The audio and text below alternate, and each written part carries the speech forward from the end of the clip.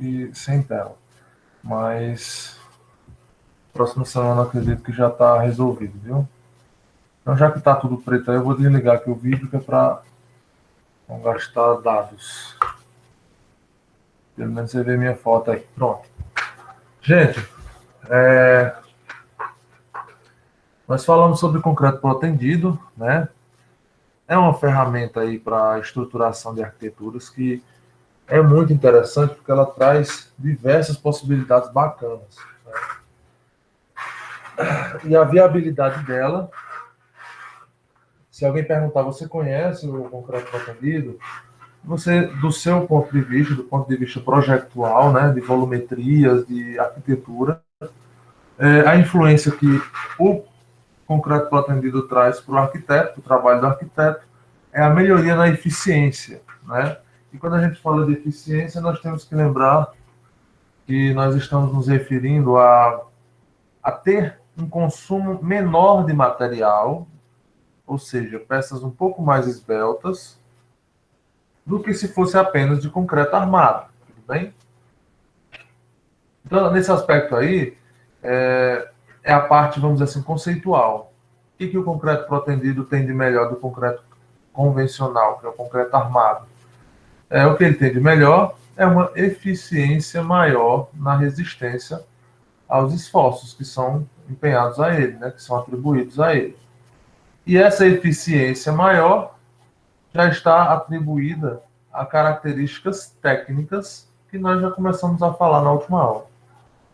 Então, basicamente, quando falamos de conceito, no que se refere a conceito, o concreto protendido é mais eficiente, ele tem uma eficiência maior na resistência aos esforços.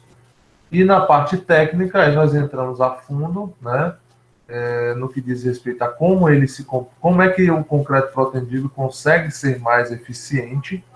Aí nós começamos a entender que a adição de um cabo de aço, né, uma cordoalha de aço, que vai trabalhar ali uma determinada deformação dentro do seu estado elástico, para que, ao tentar retornar ao seu estado normal, ela vai aplicar uma compressão na peça de concreto. Esta compressão na peça de concreto vai reduzir a região tracionada, o que, vamos dizer assim, tecnicamente, é o que faz o concreto ser um pouco mais, concreto protendido, ser mais eficiente do que o concreto convencional armado, tá bom? Até esse momento, né? Eu estar falando aqui sobre o que aconteceu na aula passada ainda soa um pouco estranho a vocês? Ou todo mundo entendeu o conceito desse funcionamento aqui, ó? Existe um cabo aqui dentro da peça de concreto, e esse cabo ele vai ser tracionado. Essa tração, após a sua ancoragem, né, essa tração vai gerar um esforço de compressão na viga. Todo mundo entendeu isso? E muita gente, nas outras turmas, né, sempre perguntava: Paulo, como é que uma tração causa uma compressão? Como é que é isso? Eu não estou entendendo e tal. Então, só revisando rápido.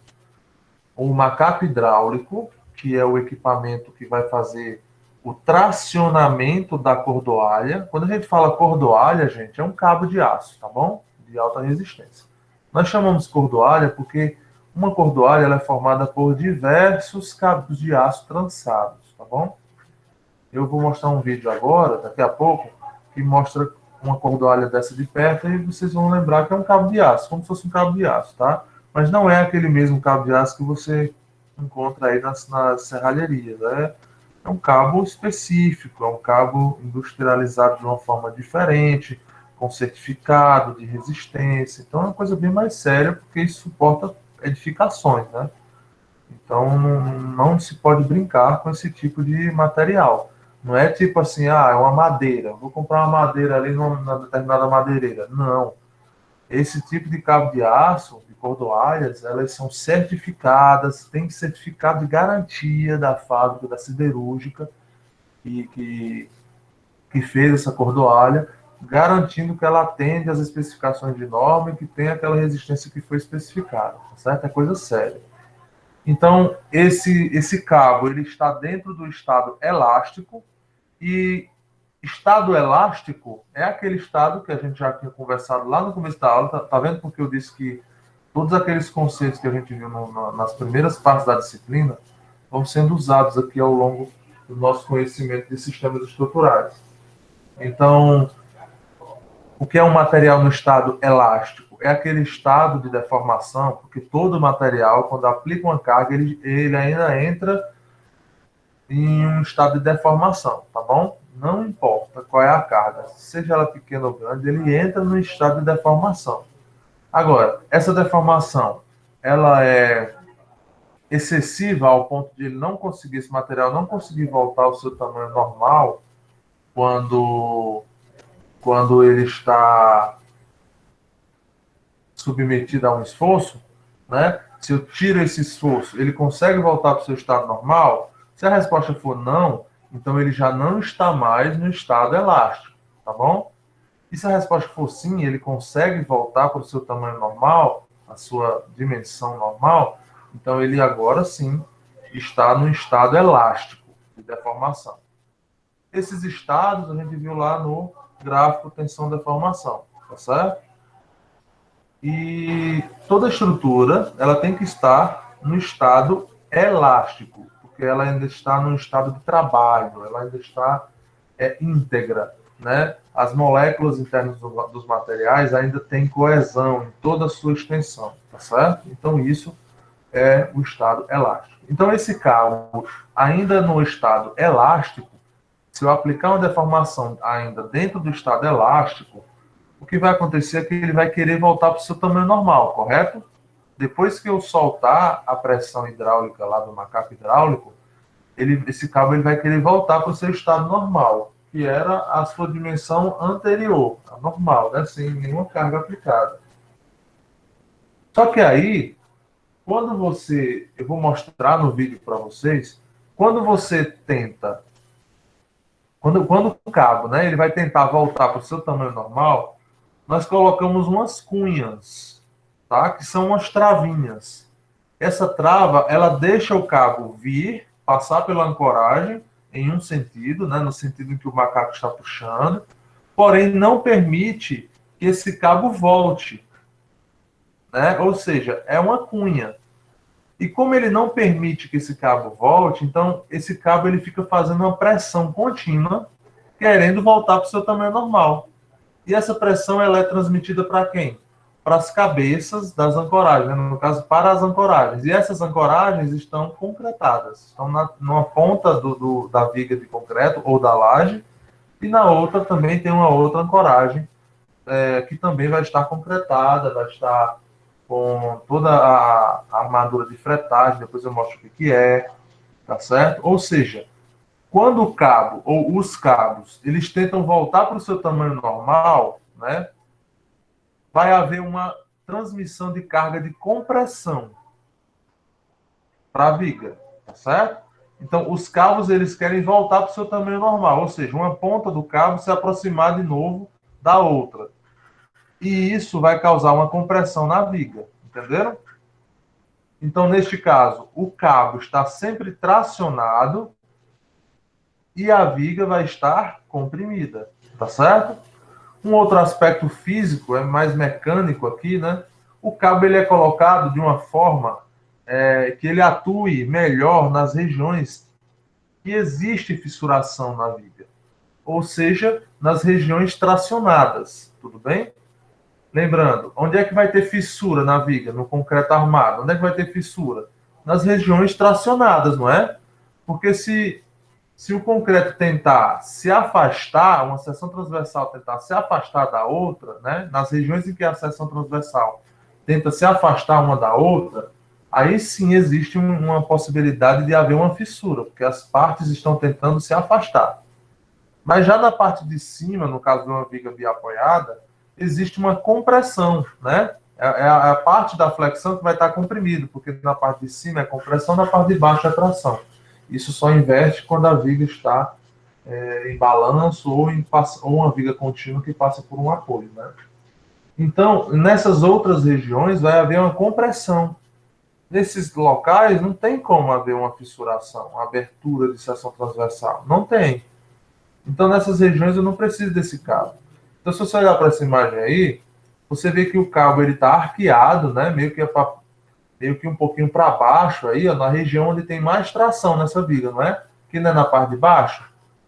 Então, quando o cabo quando ele é esticado pelo macaco hidráulico, a tendência não é um cabo ficar em linha reta, não é, gente? A tendência dele é ficar em linha reta. Então, por mecânica, você já tem aí, ó, o cabo querendo subir, não é isso?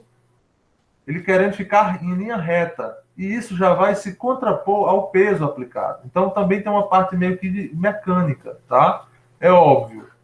A parte que realmente explica o aumento de eficiência é a redução das regiões tracionadas, das regiões fissuradas. Porém, mecanicamente, a gente visualiza que o cabo ele vai tender a ficar em linha reta. E como ele é montado nas vigas antes da concretagem de uma forma côncava, voltada para cima, com essa concavidade voltada para cima, a tendência dele é de tentar ficar mais reto, né? Porque aí você vai ter uma proximidade maior entre as pontas, né? Entre as extremidades. E isso, mecanicamente, já vai de contra, né? Vai contrapor aquela carga que está sendo aplicada de cima para baixo. Já é uma eficiência, tá bom? Paulo, então toda toda proteção ela tem esses cabos arqueados? Não, pessoal. Daqui a pouco eu vou mostrar para vocês outros tipos de proteção, tudo bem? Aí a gente vai entendendo mais ou menos o que é que pode acontecer. Mas o princípio principal dessa proteção é a redução de regiões tracionadas, tudo bem? Com isso, você reduz a fissuração do concreto e, consequentemente, aumenta a eficiência do material. Beleza? Digam beleza. Bom, se tiver alguma dúvida, falem agora, tá bom? Beleza. Beleza. Meio que eu dei uma revisãozinha aqui do que a gente viu na última aula. Se alguém não entendeu o que é que eu revise, fala agora, é melhor, tá bom? Até para o andamento da disciplina, é melhor para você. Fala agora, tá bom? Não deixa passar, não. Tá tudo tranquilo? Revise. Pronto. Até agora tá tranquilo. Deixa eu só passar uma geral de novo, tá bom? Ó, se eu imagino uma viga de concreto, olha aqui para volta, olha aqui para essa imagem, certo? Vou botar uma coisa aqui para destacar. Pronto. Olha só, imagina uma viga de concreto dessa, tá? Vamos dizer que ela é biapoiada. Tem um apoio aqui, ó, o pilar aqui, e tem outro pilar aqui. Ela é biapoiada. Agora, em um primeiro momento, imagina que não tem esse cabo aqui, tá bom? Essa parte aqui que está arqueada. Não existe esse elemento. A viga, ela seria somente aquela viga de concreto armado que a gente já conhece. Concreto e aço, beleza? Nesta viga aqui, existe uma consideração de que, assim, ó, no meio, eu vou exagerar aqui, mas é isso que acontece, vocês até já viram essa imagem. O que acontece com a viga é isso aqui, ó. Ela meio que arqueia, não é isso? Ela fica meio que arqueada. A deformação esperada de uma viga biapoiada é essa daqui. Isso aqui é um apoio, isso daqui é outro. Tudo bem? Desculpa aí o desenho, porque desenhar com mouse aqui é ruim. Saudade de um quadro, como sempre. Então, o que acontece aqui com essa viga? Essa viga está sofrendo, devido a essa deformação, né?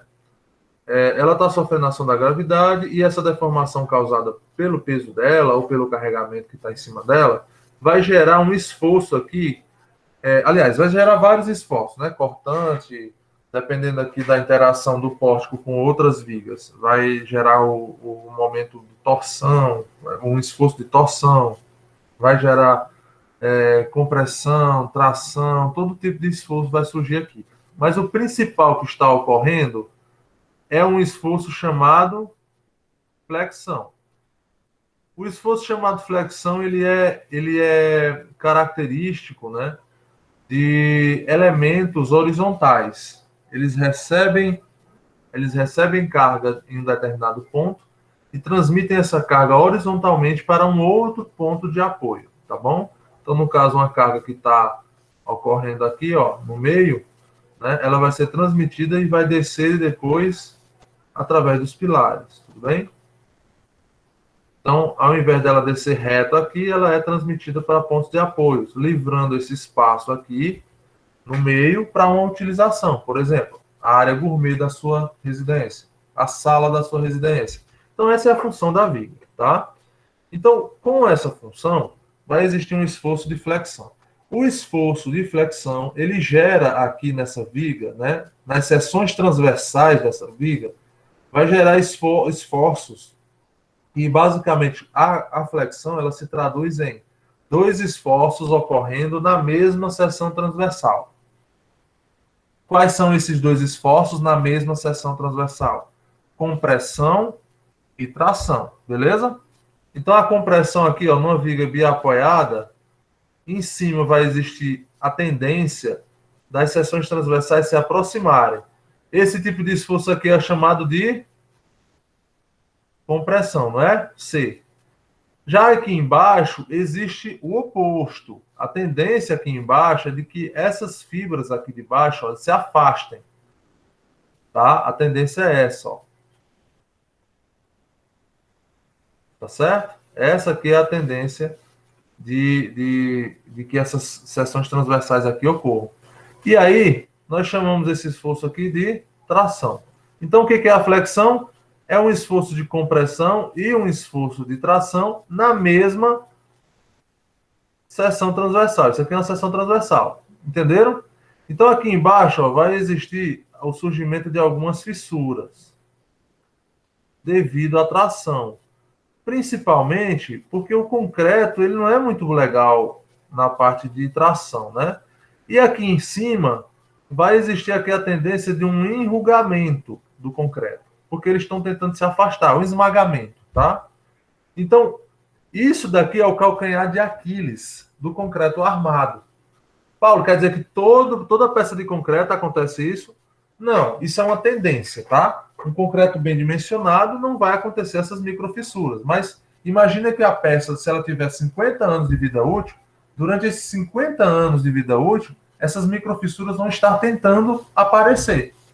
Estão entendendo? Devido a quê? Devido ao esforço de tração parcial, né? Devido à flexão. Então, a flexão ela gera compressão numa parte da seção transversal e tração na outra. Tudo bem? Então, imagine essa peça, durante toda a sua vida útil, ela está tendenciando a abrir uma fissura aí na parte de baixo. Tá? Então, isso é o que faz o concreto armado ter um certo consumo de material mais elevado do que o concreto mais eficiente, que é o concreto protendido. Tá bom? Então, neste contexto, esta barra de aço aqui que vocês estão vendo aqui, ó, essa barrinha de aço aqui, é um aço que ele está moldado em cordoalhas, ou seja, vários fios de aço, né? E esse aço não é igual ao aço de construção, não. É um aço bem mais específico, né? CP145, ASTM, são vários tipos de aço aí, de especificações de aço, que você utiliza na proteção.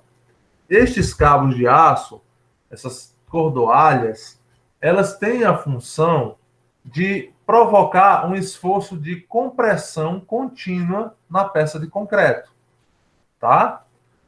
E devido a quê? É isso que eu expliquei agora há pouco, né? Você traciona o cabo dentro do estado elástico, dentro do estado elástico ele vai tentar voltar para o seu tamanho normal, e nessa tendência de querer voltar para o seu estado normal, ele vai comprimir a peça de concreto, porque as ancoragens ativa e passiva vão estar impedindo que esse cabo volte sem comprimir a peça de concreto, tudo bem? Então, ó, é mais ou menos assim. Eu vou mostrar o vídeo daqui a pouco, mas esse cabo ele vai ser esticado para essa direção, ó, tá? Vai ser esticado para essa direção. E aqui ele está travado. Aqui nós chamamos de ancoragem passiva, porque aqui não é aplicada a carga é aplicada aqui. E essa daqui ó, é a ancoragem ativa. Depois eu explico mais sobre isso.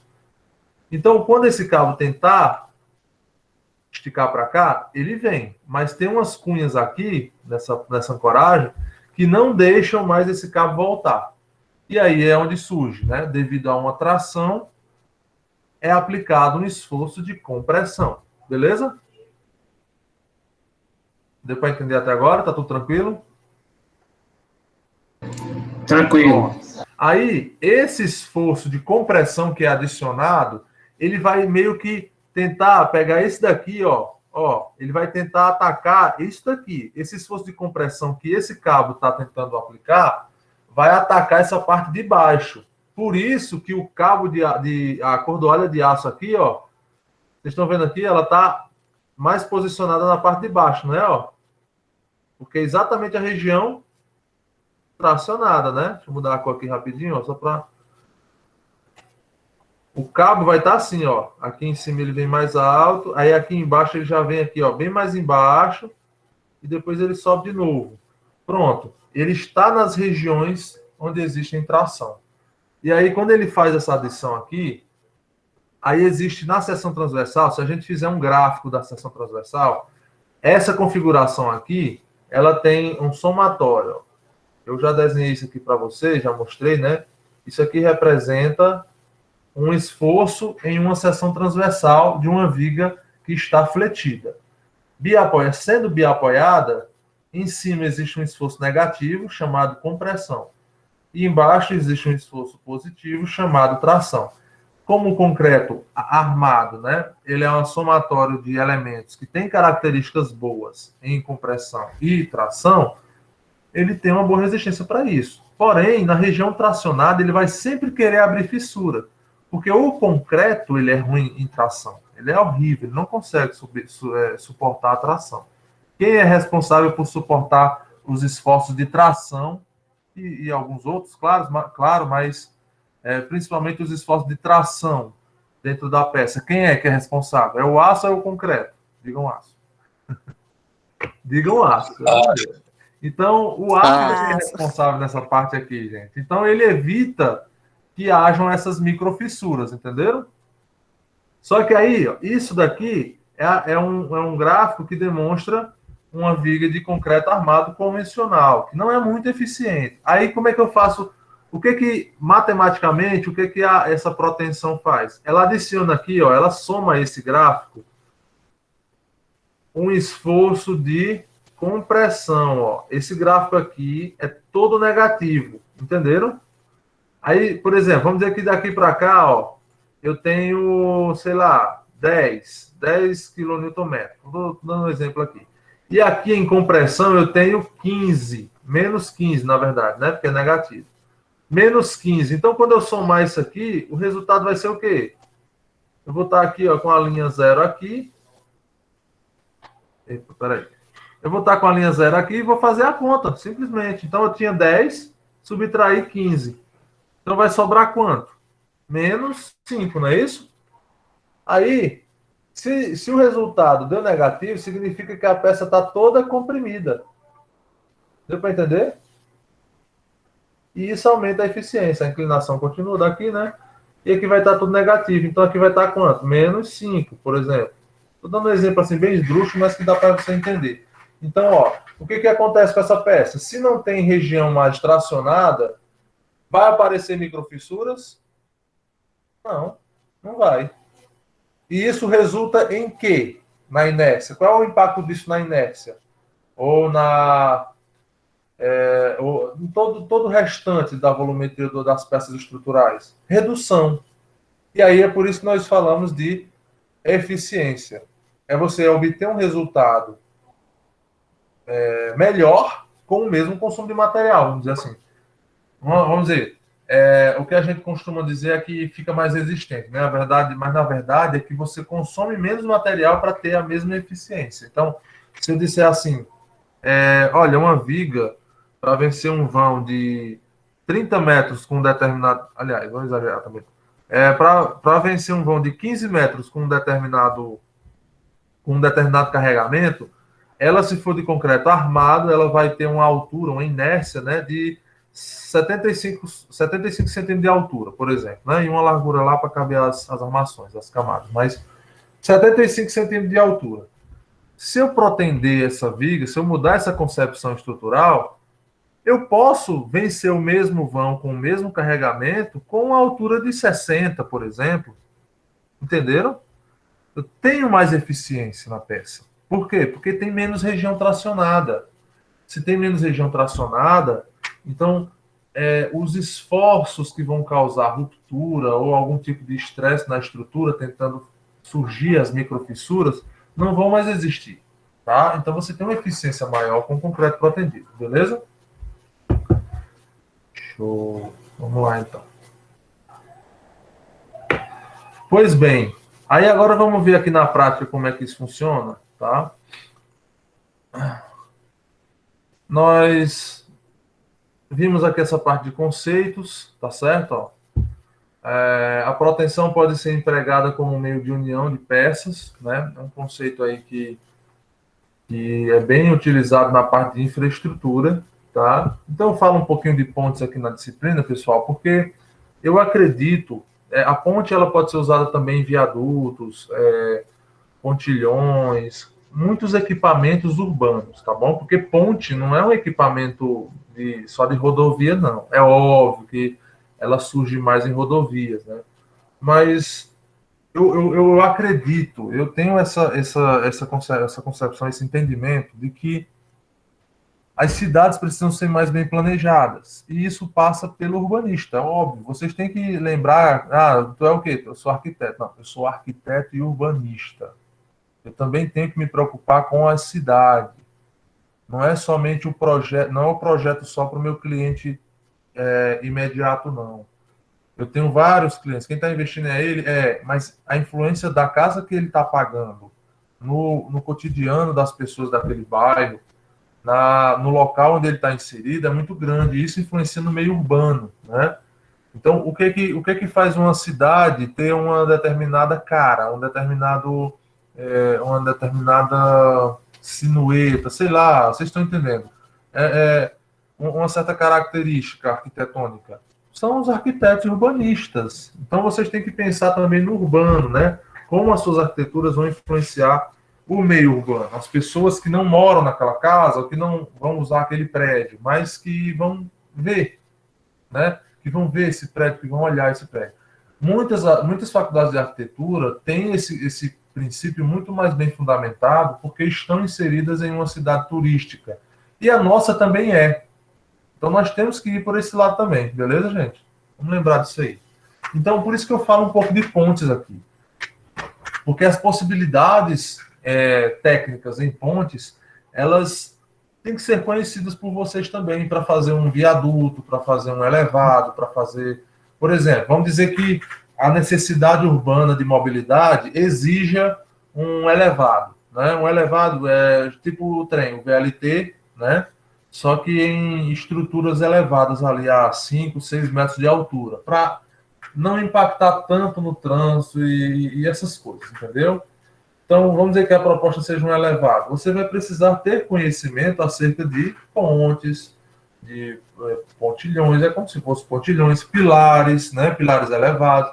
Então, isso tudo também diz respeito a vocês, tá bom? Então, eu vou falar um pouquinho sobre pontes, sim, né? Falei um pouco lá em arco sobre pontes, estruturas de aço também vou falar um pouco, mas é por esse motivo. Então, assim, ó, a proteção também é usada para fazer a união. Aí a concepção dela já vai mudar um pouquinho, né?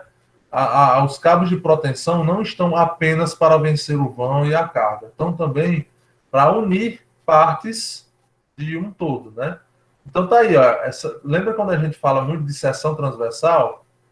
Essa concepção aí de ponte, ó, ela é bem, vamos dizer assim, semelhante, né? Essa parte de seção transversal, porque cada módulo ele é separado e vai sendo montado lá, ó, protendendo cada módulo para que eles fiquem unidos uns aos outros.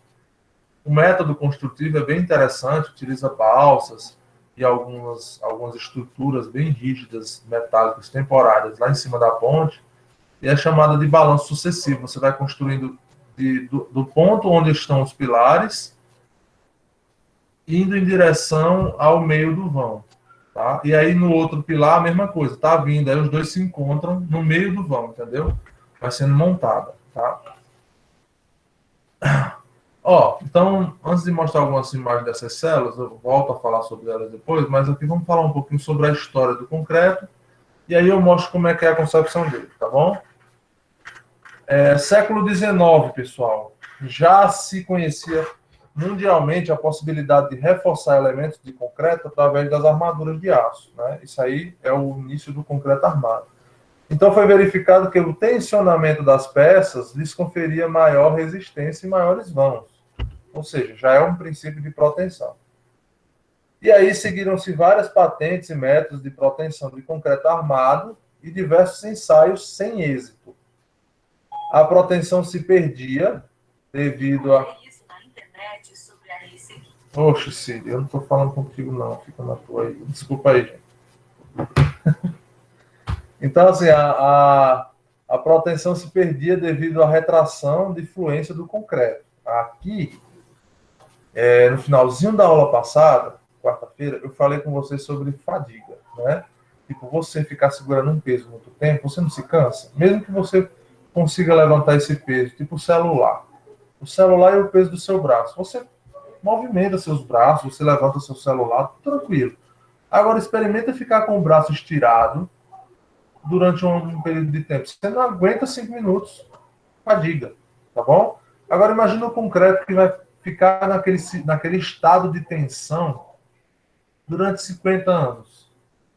A mesma coisa, né? Só que a gente não chama muito de fadiga, a gente chama mais de termos técnicos, tá? Que eu vou falar agora, que são a retração e a fluência do concreto, tá bom?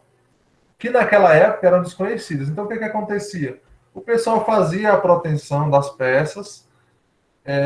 Naquela época, era muito de você fazer, testar e se desse certo, boa. Aí, se não desse certo, você ia, consertava o item, um dos itens, até fazer dar certo, né?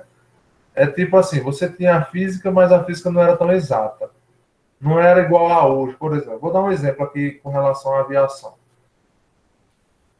Na parte ali de 1900, né, comecinho de 1900, século aí, no caso seria o século 20, né, comecinho do século 20,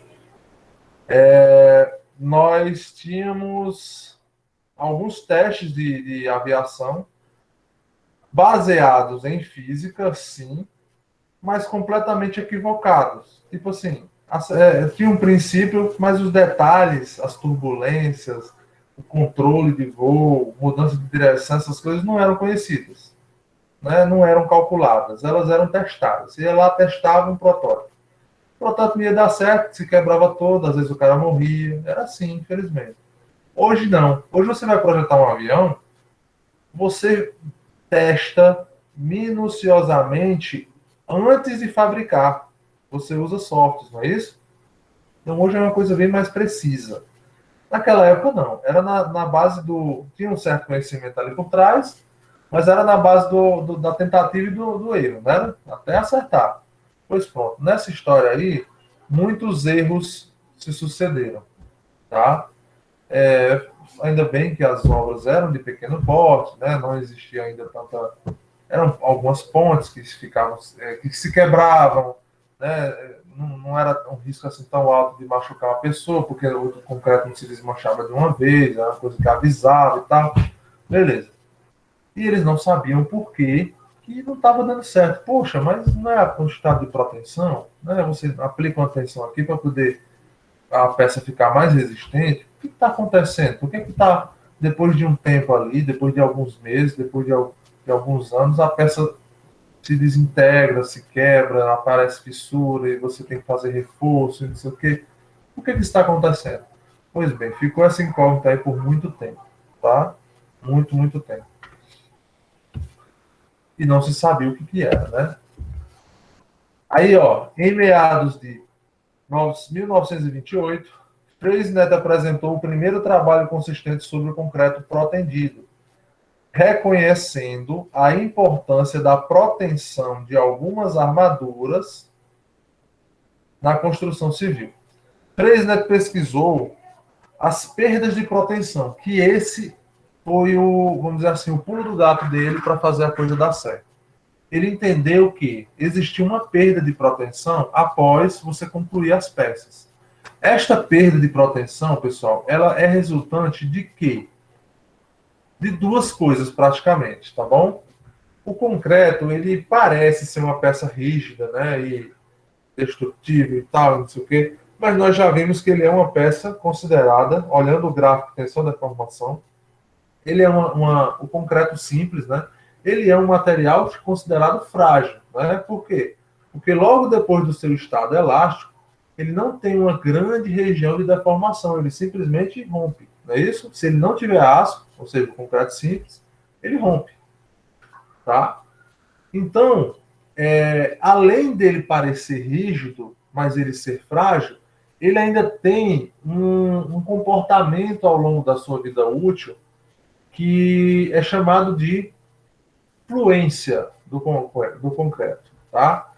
E essa fluência do concreto, ela é o quê? O que é essa fluência do concreto, né? Fluência, retração, o que é? É como se o concreto ele perdesse um pouco de volume. É como se ele perdesse ali parcelas microscópicas de espaços, né? de preenchimento, realmente de volume. Os microvazios que existem no concreto, eles vão começando a ser esmagados, né? Quer dizer, eles vão começando a ceder aos esforços que a peça está submetida. E como na proteção, nós estamos falando da aplicação de uma compressão contínua, né? Logo de cara, com o tempo, essa compressão que está sendo aplicada pelo cabo, ela vai se perdendo, porque o concreto ele vai cedendo. Literalmente, é como se as pontas, as extremidades de uma viga de concreto protendido, é como se elas fossem se aproximando um pouco. Elas vão cedendo aquele esforço que o cabo de proteção está fazendo. Aí o que acontece? É uma bola de neve. Quando o concreto ele cede um pouquinho, a força que o cabo está fazendo para voltar para o seu tamanho normal, ela diminui. Porque se a reação diminui, a ação também vai diminuir. Entenderam? Não, Paulo, não entendi. Pronto, então vamos fazer aqui uma analogia. Imagine que existe um cabo de guerra. Tá? Existe um cabo de guerra. Tem uma quantidade de pessoas do lado direito, uma quantidade de pessoas do lado esquerdo de uma corda. Tá? Num determinado momento, que a aplicação da força dessas pessoas ela é igual, o centro da corda, a parte que está pintada da corda, ela fica exatamente no centro desse cabo de guerra. Porém, vamos dizer que o pessoal do lado direito, que é quem está resistindo à mesma força do pessoal do lado esquerdo, nesse momento as forças são iguais. Porém, o pessoal do lado direito, uma das pessoas, ela começa a sentir uma fadiga, uma cãibra no pé, por exemplo. Pronto. A partir desse momento, você vai ter uma redução de força sendo aplicada ali do lado direito, correto? A tendência é que a corda agora vá para que lado? Esquerdo. Não é porque o lado esquerdo aumentou a força, não. É porque o lado direito reduziu a força de reação. Tá? Aí, quando existe um movimento, ou seja, quando você sai da inércia, você não precisa botar mais tanta força. Tá? É tipo um carro. Quando você vai sair com o carro, você tem que botar ali uma força na embreagem, né? Se o carro não for automático, você tem que botar uma força. Depois você aperta a embreagem, a tendência do carro é de ficar naquele movimento ali. Se nada fizer ele parar, ele vai continuar andando, correto? Se não for uma ladeira, se você não apertar no freio, vai continuar andando. Então, depois que esse cabo de guerra saiu da inércia, o lado esquerdo, ele até pode relaxar um pouco mais, porque já está em movimento, indo em direção à esquerda, já estão indo para ganhar. Tá certo? Então, o cabo de aço, como ele já tem um pouco menos de espaço, quer dizer, um pouco mais de espaço, né? Ele conseguiu voltar um pouquinho para o seu estado normal, ainda não chegou no estado normal, mas ele está conseguindo voltar. Ele conseguiu reduzir um pouquinho a distância entre uma extremidade e outra. E isso já faz com que relaxe um pouco. Ele já está mais próximo do seu tamanho normal, então ele relaxa também. Então vira uma bola de neve. O concreto cede, o cabo de aço não bota mais tanta força assim para voltar, porque ele já diminuiu o tamanho dele, né? Já está quase no tamanho exato que ele era antes, e aí isso vira uma bola de neve. Né?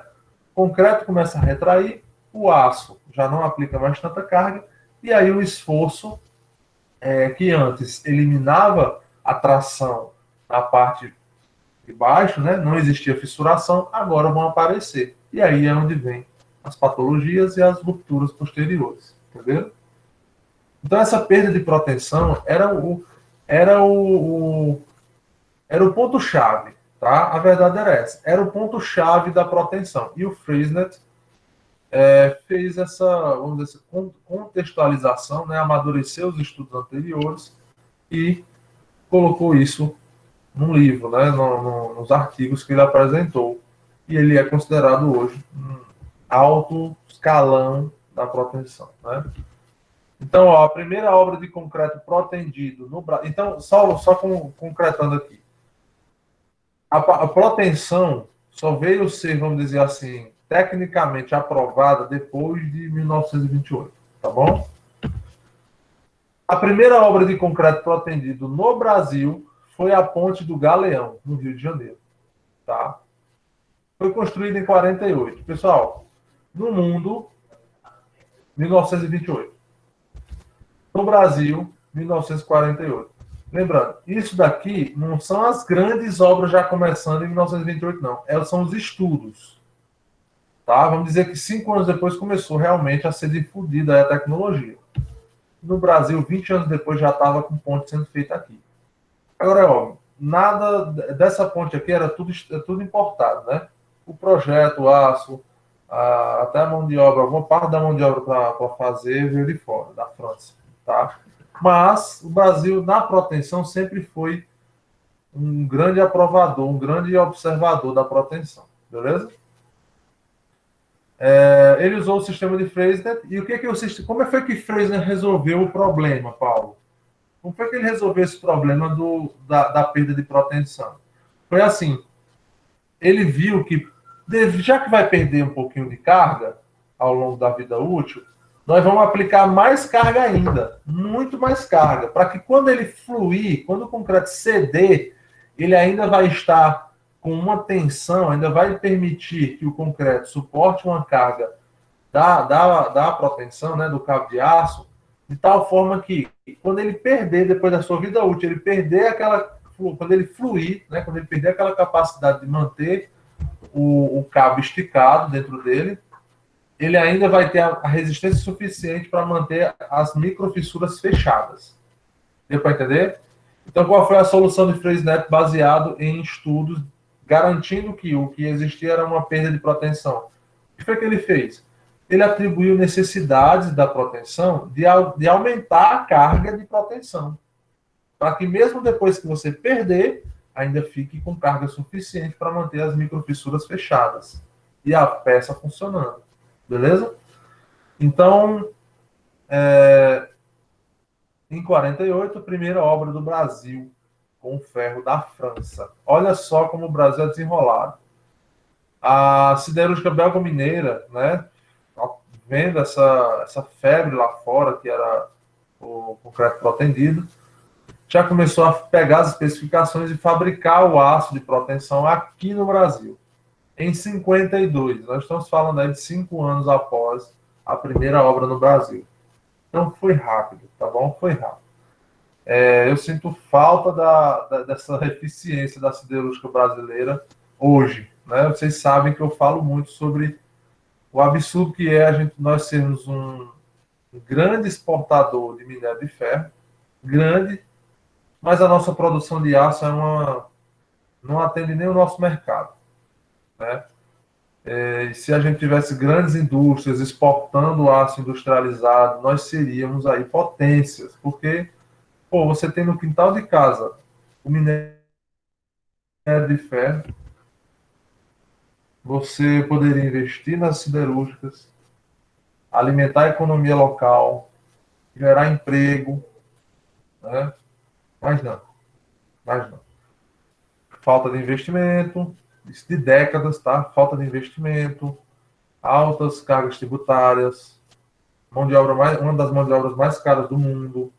Não é assim também que eu acho que tem que diminuir direitos, não, tá? Mas é muito imposto, gente, é muito imposto. Conversa com um empresário para você ver o quão caro é manter uma pessoa fichada.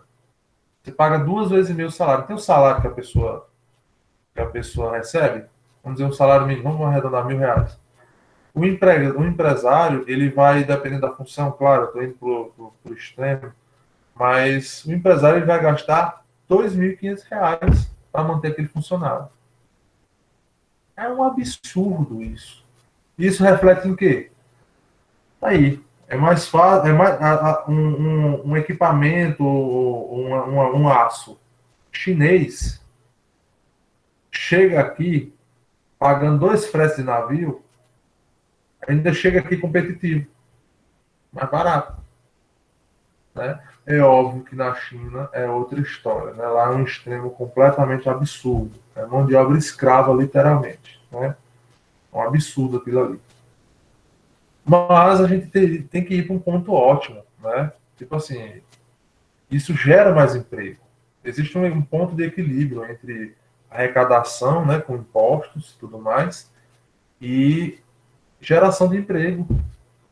Se você diminuir um pouco a carga tributária, diminuir o peso em cima do pessoal que produz, que são os empresários, você abre mais vagas de emprego, você produz um pouco mais. Agora é óbvio, se você baixar também demais, a máquina quebra, né?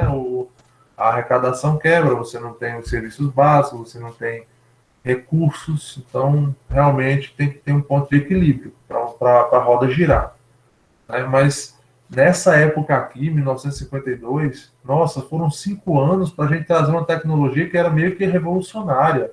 O concreto protendido na época era coisa revolucionária. Hoje não, hoje é muito fácil você ter o conhecimento, você tem normas técnicas já que fazem A mais B, né? É claro, a gente costuma dizer na engenharia que algumas partes da norma elas criam mais dúvidas do que orientações. Eu acho que é isso em todo canto, porque a norma ela fica no meio termo, que uma norma técnica ela não é uma lei, mas ela tem um embasamento em um ato jurídico, por exemplo, ela tem um embasamento muito forte. Então você tem que tendenciar a seguir todas as ABNTs, né, todas as normas. Porém, eles quando estão escrevendo, parece que eles sabem que isso dali pode voltar contra, tipo assim, a associação, né, pode voltar para ela. Porque se ela disser que é daquele jeito ali e der alguma coisa errada, ela se responsabiliza, vamos dizer assim, né? Então, em alguns momentos, ela diz que é uma coisa, mas que fica a critério do profissional fazer isso, isso e aquilo. E deve observar tais itens, tais itens e tais itens. Aí fica uma coisa sem conclusão, entendeu? Então, muitas vezes, ela deixa um pouco aberto. Mas, no geral, foi um desenvolvimento gigantesco, né? 5 anos para você ter já uma fabricação de um novo material, de uma nova tecnologia no Brasil. Nossa, eu tenho orgulho da economia, só a economia do Brasil nessa época, tá? Muito bom. E aí a segunda obra brasileira foi no Nordeste, tá? Foi a ponte de Juazeiro, que liga Juazeiro. Na verdade, eu acho que não foi nem a ponte que liga Juazeiro a Petrolina. É uma ponte em um local de Juazeiro, se eu não me engano, tá, gente? Mas foi aqui em Juazeiro da Bahia. Ela foi feita com aço brasileiro, uma proteção feita com aço de proteção brasileiro. Não é o aço de construção, aquele vergalhão não, tá, gente? Eu tô falando aqui, quando falar em aço, na proteção, é aquela cordoalha, beleza? Deixa eu ver se tem aqui alguma pergunta no chat. Beleza, tá tudo tranquilo, né? Opa, cadê você? Cadê você? Tá aqui. Tá aí as seções, ó. As possibilidades de uma proteção, tá, gente? Hoje em dia, muito usada a proteção, mas você vê aí, né? 60 metros de vão. Agora, sim, às vezes um aluno me pergunta, Paulo, quanto que é tanto para poder fazer um vão de tanto? Qual a altura da viga para fazer um vão de tanto? Não é receita de bolo, tá, gente? Não é receita de bolo. A gente que trabalha com isso já meio que cria uma sensibilidade de entender qual é a relação, a altura da inércia, né, da viga, do elemento horizontal, o tamanho do vão, tá? Então, quando a gente olha para um negócio desse aí, ó, para uma ponte dessa, você começa a pegar as relações volumétricas, ó, pega o ônibus lá em cima. a viga, ela tem dois ônibus de altura, não é isso? Pronto, se um ônibus tem 3,5 metros, 4 metros, então uma viga aí de quase 7,5 metros, 8 metros de altura. Mas também é uma viga para vencer um vão. Se você botar proporcionalmente aí, eu tenho facilmente aí uns 50 metros ou mais, certo? Então é uma relação eficiente, né? De altura, de inércia versus carga versus vão, entenderam? Sempre a relação é essa. Por isso que não pode ser uma coisa, vamos dizer assim, uma receita de bolo. Porque você tem as variáveis, né? Vento, carga, se a carga é dinâmica ou não, qual o peso dessa carga, quais são as combinações que vão mais ocorrer, qual a solução estrutural que vai ser dada, essas coisas. Oi. Essa parte que fica submersa na água, eles fazem como? É submarina, mergulhando? Porque é uma coisa Eita, é uma pergunta boa. ordinária, né? É uma pergunta boa. Eu acho bom que vocês Eu já ia perguntam. perguntar isso também, ó.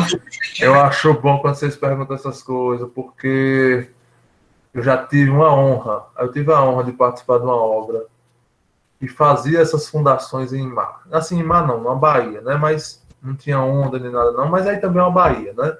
Então, eu tenho, vamos dizer assim, eu sei como fazer isso, eu acompanhei bastante, né? Então, quando eu estiver falando sobre fundação, aí vocês me lembram de eu falar sobre isso, para não perder o avanço da programação de hoje, né? Então, quando eu estiver falando sobre fundação, que é na próxima aula, aí vocês me perguntam, que aí eu vou explicar bem direitinho como é que isso é feito.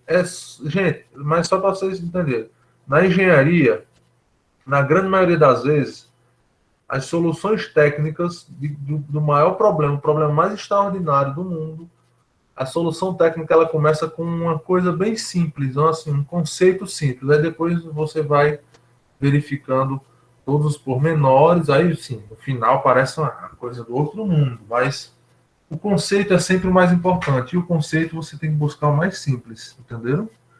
É muito legal. E eu mostro para vocês como é que é feita essa fundação aí.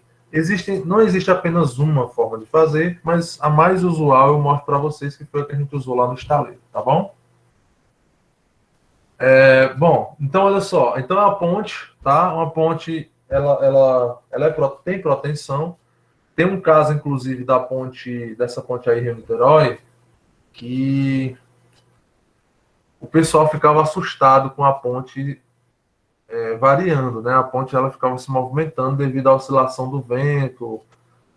Como é uma ponte que tem mais de, acho, se não me engano, são 4, 5 quilômetros ou mais, eu não lembro de cabeça, mas é bem, bem grande ela.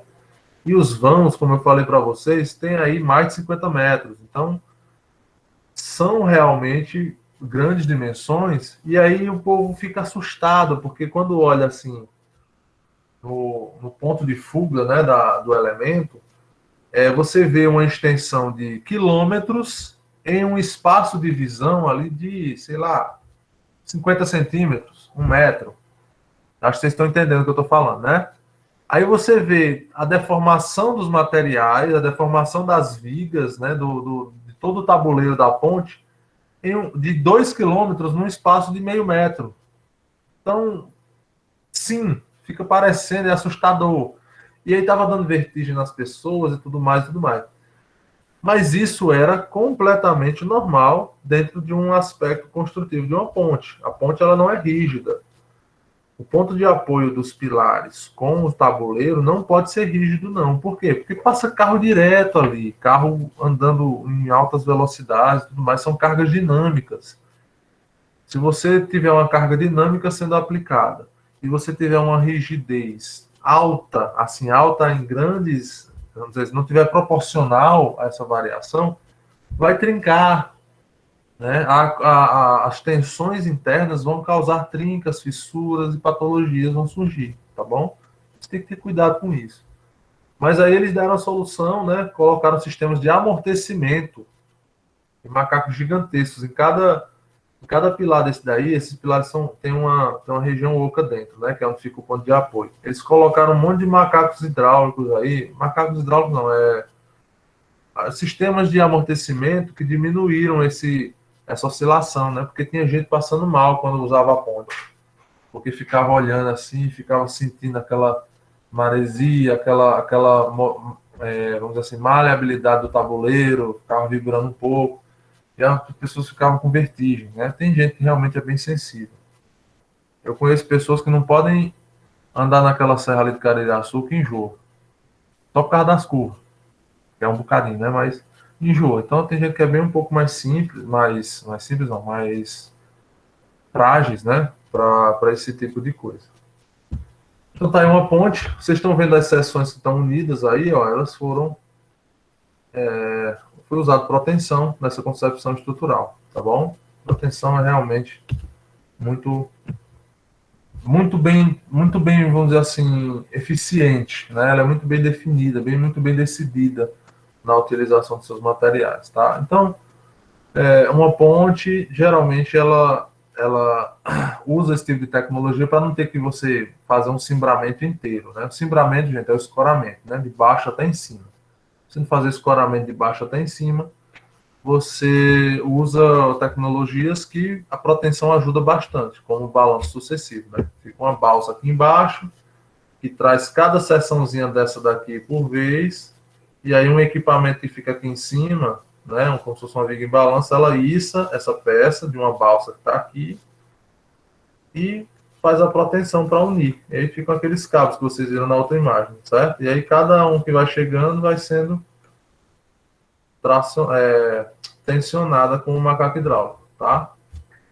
Vou mostrar umas fotos do processo depois.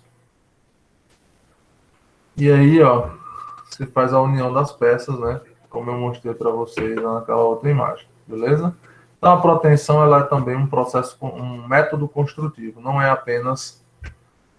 Ela não é apenas para vencer vãos, tá bom? Ela também serve como um método construtivo desses elementos anulares. Paulo, isso na arquitetura pode ser aplicado em alguma coisa? Olha, assim como nas pontes existe a consideração de vencer grandes vãos, né, sem utilizar vãos altos, eu acredito que sim, você pode utilizar a proteção para dar uma solução técnica na construção de alguma coisa, né, de algum edifício, de algum equipamento modular que vá vencer grandes vãos em grandes alturas. Né? Tá bem comum nas arquiteturas aí você ter 2, 3 prédios e você ter algum tipo de união na volumetria, né? Alguma passarela, salas, aqui em Juazeiro mesmo já chegou, não é isso?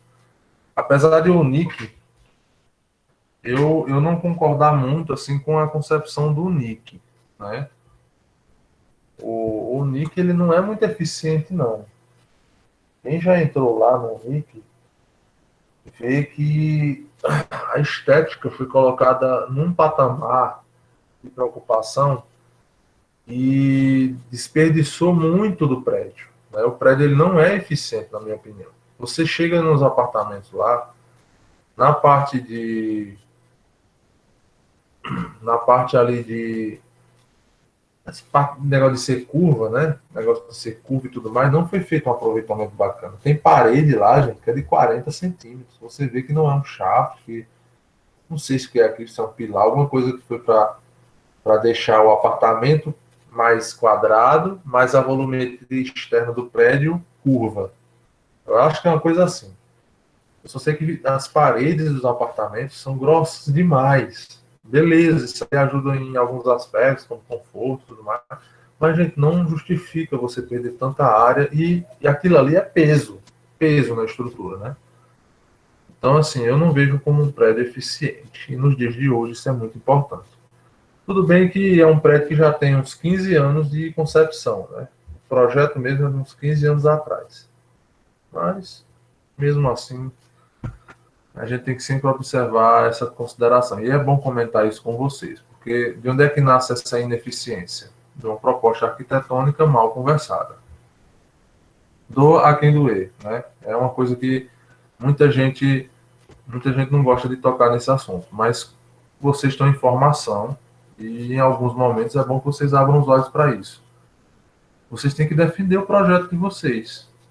Então, vocês têm que pensar em viabilidade, em eficiência, se o prédio de vocês vai estar compatibilizado, se ele vai ter um custo ao nível da necessidade do cliente. Então, tem que ter esse aspecto. É tanto que, aqui eu vou dar uma orientação para vocês. Existem algumas disciplinas, gente, no curso, optativas. Olhem a lista de disciplinas optativas. Vai ter muita coisa boa, gente. Tem umas disciplinas lá que até eu estava querendo fazer. Tem umas de fotografia, se eu não me engano. Tem de fotografia que são muito boas, né? A professora Constância parece que estava dando. Mas tem também as disciplinas técnicas. Quais são as disciplinas técnicas? Tem matemática financeira. Tem uma de orçamento que a gente está discutindo aí para colocar disponibilidade, depende muito da demanda. Tem uma de orçamento, né? Um orçamento puramente orçamento, porque você tem gestão da construção civil, fala um pouquinho sobre orçamento para não deixar vocês carentes. Mas uma voltada para a especificação, o custo de especificação. Gente, vocês não sabem o quanto uma canetada de um arquiteto inviabiliza um negócio ou não. Um revestimento que seja, se você especifica um revestimento que não está adequado com a proposta que o cliente, para o nível do cliente, você inviabiliza completamente. Aí vai começar aquele ciclo vicioso de mudar o seu projeto. Isso também não é legal, né? Você faz a concepção ali, você coloca o seu nome ali, você se dedica, você pensa em todos os pormenores e o cara começa a mudar. Não é isso? Não é bom quando o cliente realmente respeita, né, o projeto do arquiteto, entende que aquele profissional pensou direito na sua residência, pensou em todos os aspectos de visualização, de contexto, de volumetria, de conforto e tudo mais. Pronto. Para ele respeitar isso, você precisa também realmente colocar isso tudo aí no seu, empenhar isso tudo aí no seu projeto. Então, para isso, você tem que fazer um estudo de viabilidade. Quem é o meu cliente? O que é que ele quer? O que é que ele pode pagar? Não é perguntando isso para ele diretamente, mas é conversando, é estudando, faz parte do trabalho. Tá certo? E isso é importante. E outra, gente, não foquem em nada além da necessidade do cliente. Não tem um programa de necessidades que a gente passa em PA aqui. Isso aí é a necessidade do cliente. Tá bom? Fornecedor, é bacana você ter um fornecedor? Sim. Mas ele não é o principal do seu projeto. Não é a ele quem você tem que dedicar o seu tempo e os seus recursos. Tá bom? É ao cliente. Respeitem isso. Respeitem isso que vocês vão longe. Tá bom? E aí o processo assim é bem simples. Você vai andando de um lado para o outro, né? O pessoal desse pilar aqui vem andando para cá, montando as peças, e o pessoal desse pilar aqui vai andando para lá, montando as peças também. Existe uma estrutura em cima, né? Uma estrutura que ela é feita para içar as peças, que vem de balsa, ó. Balsa e rebocadores aqui. É uma obra marítima mesmo, operação de guerra mesmo, viu? Tem um canteiro ou vários canteiros montados na borda da baía para fabricar essas peças, deixar elas todas prontas, e aí chega aqui só levanta, não é só, né? Não é um negócio fácil também não. Ergue ela e faz aqui a proteção desses elementos, como está demonstrado aqui, ó, nessa imagem. Essa aqui é óbvio que isso aqui é uma foto mais recente, né? Mas está aqui, ó, uma peça içada com balanço sucessivo. Aqui tem uma armaçãozinha passiva e tem as cordoalhas de proteção que vão ser encaixadas aqui e puxadas do outro lado, né? Já estão sendo encaixadas aqui e vão ser protendidas do outro lado. Várias cordoalhas dessas, ó, que estão aparecendo aqui, elas vêm para um furo desse, tá bom? Aí deixa eu aproveitar este momento. Deixa eu ver se tem alguma dúvida. Guilherme, estaca tubulão e ar comprimido, eu acho. Deus me defenda. Deus me defenda. Fala em tubulão do meu lado, não, que eu tenho medo danado. Gente, isso já matou tanta gente.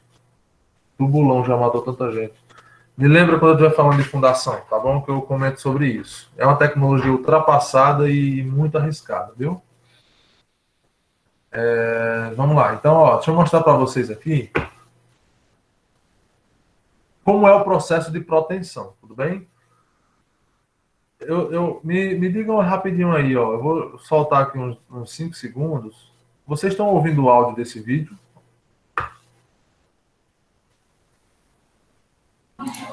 Eu não. Então eu vou desligar aqui. Eu acho que realmente na hora de visualizar, não passa o áudio daqui para aí, não.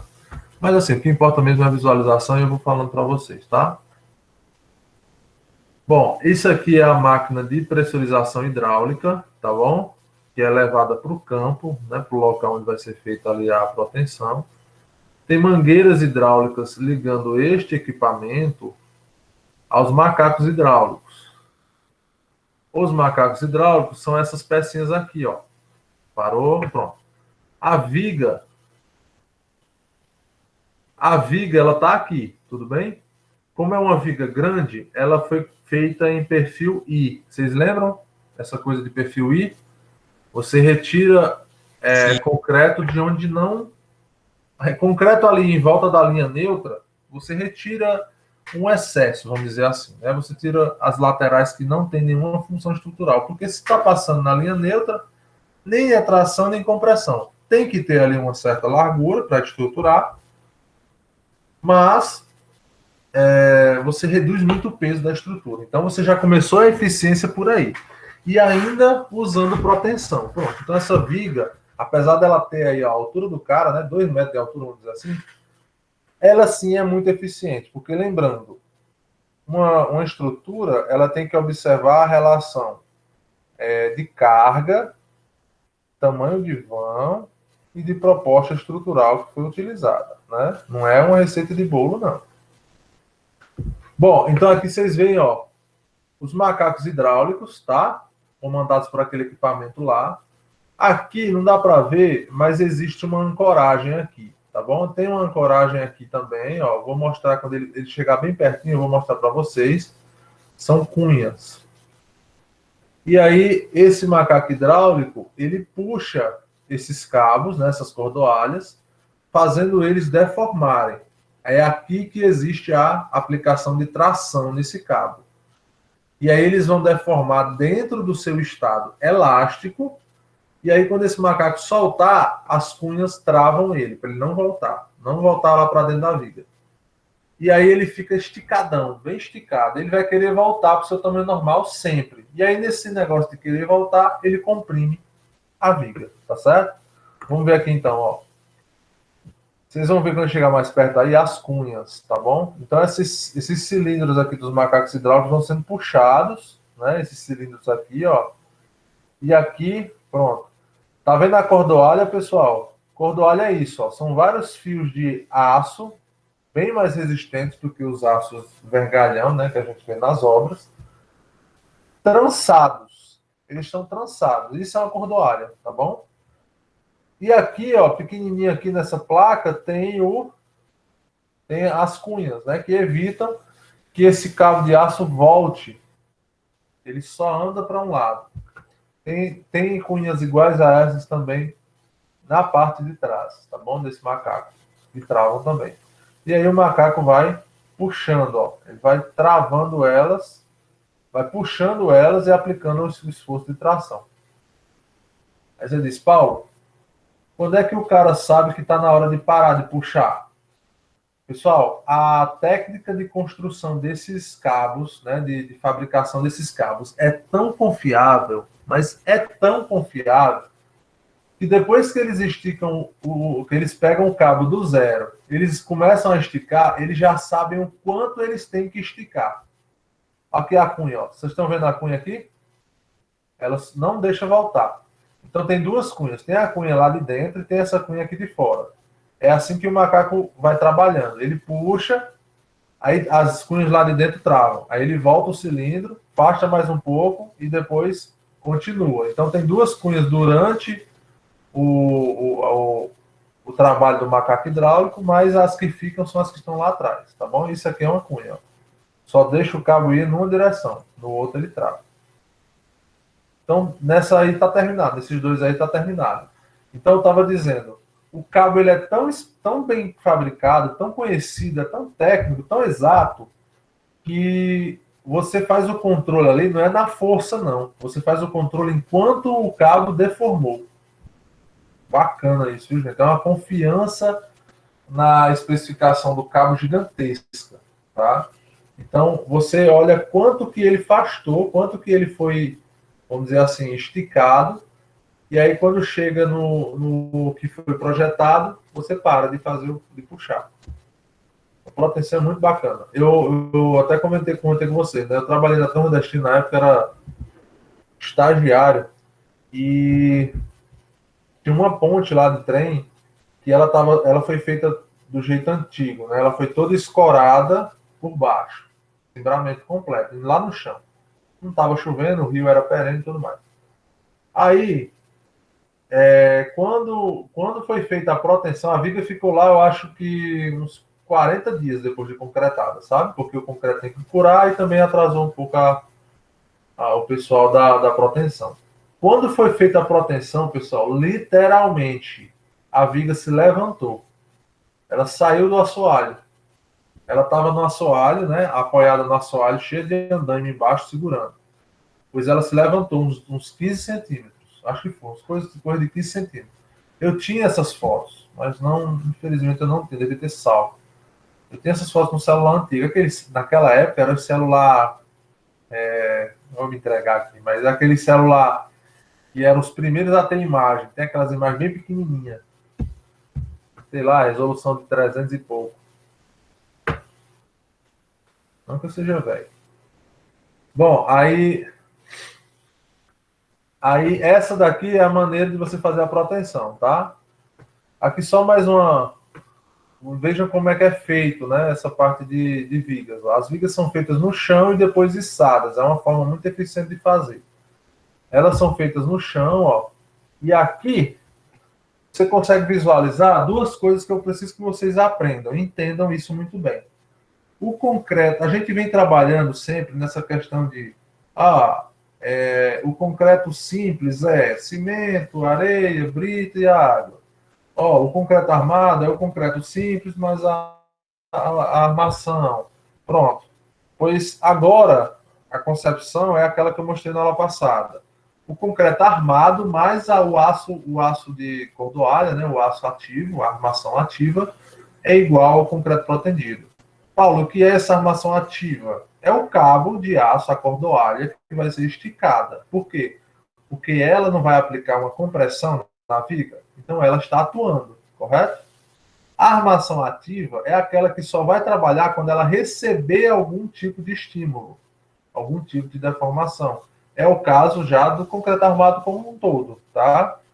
Toda a armação do concreto armado, né, sem proteção, ela só atua quando a viga deforma um pouquinho. É mesmo, Paulo? Quer dizer que uma viga de concreto, depois que eu desescoro ela deforma? Sim, ela deforma e aí sim a armação vai começar a trabalhar. Mas isso é uma coisa milimétrica se for bem projetado. E aí, ó, o que vocês estão vendo nessa imagem é essa partezinha mais, parece um cinza, né? Esses tubozinhos cinza, não é o cabo de proteção. O nome disso daí, gente, é bainha. Não tem bainha de faca, que é o lugar onde você guarda a faca, não é isso? É a mesma coisa. Aí é a bainha do cabo de proteção, ou das cordoalhas. Tem um monte de cabo, né?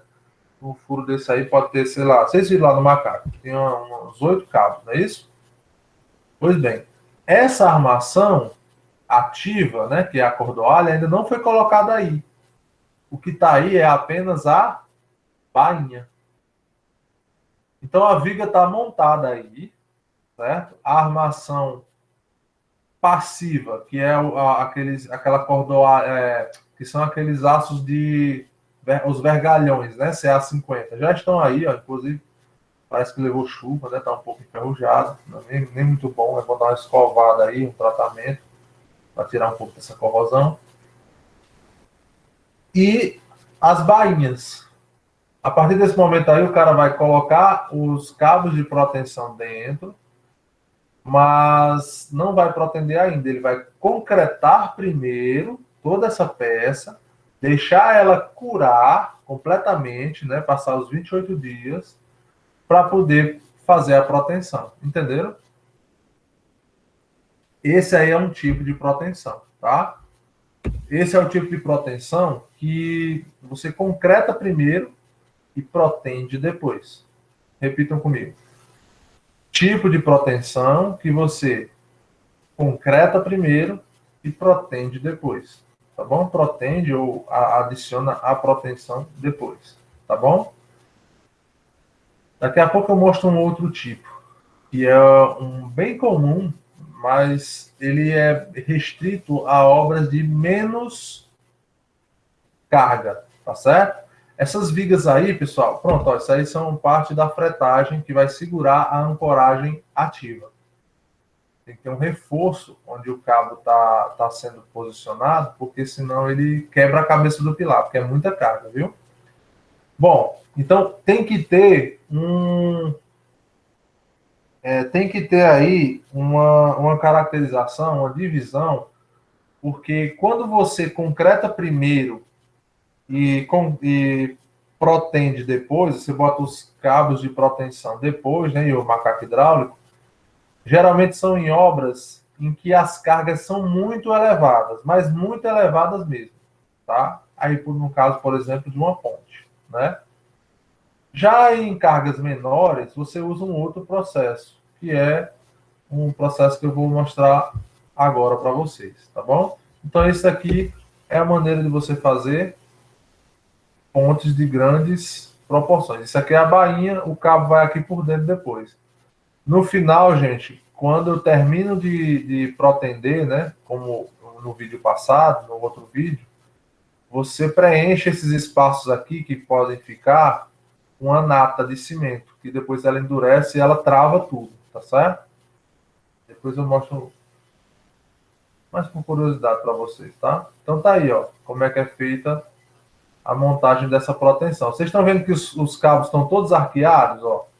Aqui na ponta, ele sobe um pouco. Mas aqui no meio, ó, a região tracionada da viga, que é no meio, né? Essas vigas são biapoiadas, ela tá lá embaixo.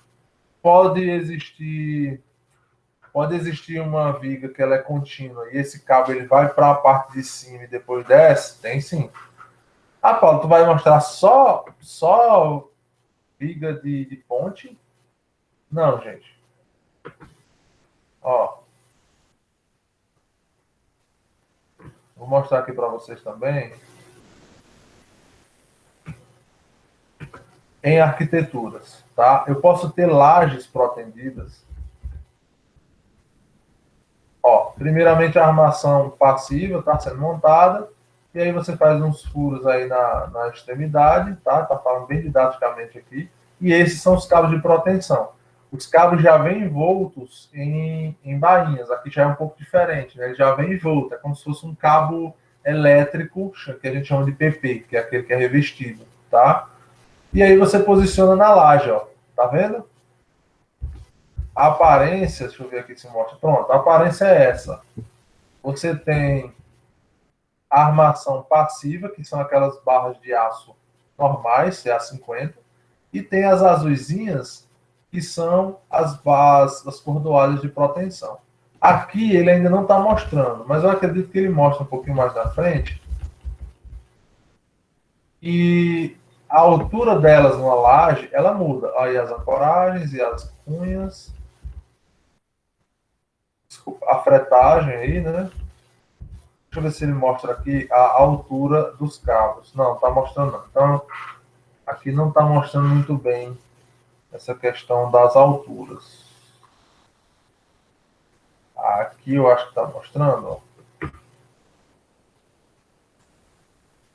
Menino, hoje em dia tem tanto blog de engenharia, você não tem noção. É tipo, muitas. Olha aí, está mostrando algumas coisas que eu estou mostrando na minha aula. Ou eu estou plagiando ele, ou ele está me plagiando. Se bem que as obras do país se destacam muito, né? A gente sempre usa.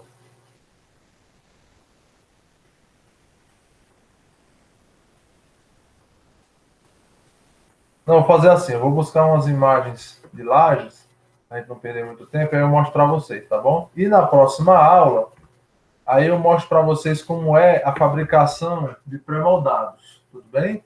Porque aí a concepção é completamente diferente. Você não concreta primeiro e protende depois, é o contrário. Você primeiro estica o cabo de aço, né, a cordoalha de aço, e depois concreta. Eu vou explicar para vocês, tá bom? Alguma dúvida, gente, sobre essa questão do cabo de proteção até agora? Deixa eu ver em que parte nós estamos. Próxima aula nós vamos falar sobre o pré-fabricado, beleza? Próxima aula fabricado. A do pré-fabricado é importante, sabe por quê, Ana? Porque é o que mais usa na arquitetura, vamos dizer assim, imediata. A arquitetura que vocês possam ter maior contato. Vamos dizer assim, vocês vão se formar. Vocês vão começar a ganhar know-how. Vão começar a trabalhar com projetos cada vez maiores, certo? Equipes de arquitetos e tudo mais. Então, o primeiro contato com proteção que provavelmente você vai ter são lajes pré-moldadas protendidas, que são usadas muito, por exemplo, em conjuntos habitacionais, Minha Casa Minha Vida, esses prédios que são fabricados com alvenaria estrutural. A solução técnica é viável por causa da quantidade de prédios, né? Então, provavelmente você vai ter um primeiro contato aí, e depois você já começa a ter um contato, por exemplo, Shopping de Raimundão. Tem algumas vigas de proteção lá, né? Poucas, mas tem. E aí depois você vai para as lajes protendidas, que são, tem as fotos aqui, são completamente lindas. Assim, você vê uma estrutura inteira, uma laje apoiada diretamente no pilar, né? A gente começa a imaginar assim, tem uma dor de cabeça para calcular? Tem grande, porque isso é muito mais complexo. Mas, por outro lado, o resultado é maravilhoso, tá? Maravilhoso. Beleza? Alguma dúvida, gente, até agora? Tá tudo entendido? O que é proteção? Bem didático. Que bom. Que bom, que bom, que bom. Pois, show de bola, gente. Então, uma boa sexta-feira 3 para vocês, viu? Se cuidem aí, qualquer dúvida a gente se fala, tá bom? Um abraço e até a próxima aula. Vou até ver se amanhã é um dia de nossa aula, tá bom? Se for, a gente se vê amanhã. Se não, até terça-feira, quarta-feira, né? Um abraço, gente. Bota presente aí, vocês têm 15 segundos para sair. Valeu. Boa noite, Paulo. Boa noite, valeu, Marcelo. Um abraço, valeu, Paulo. Boa noite, boa noite. Boa noite, pessoal. Boa noite. Boa noite, valeu, Marcelo, Cícero, valeu. Argrenes, um abraço. Boa noite, Pamela. Tchau, tchau.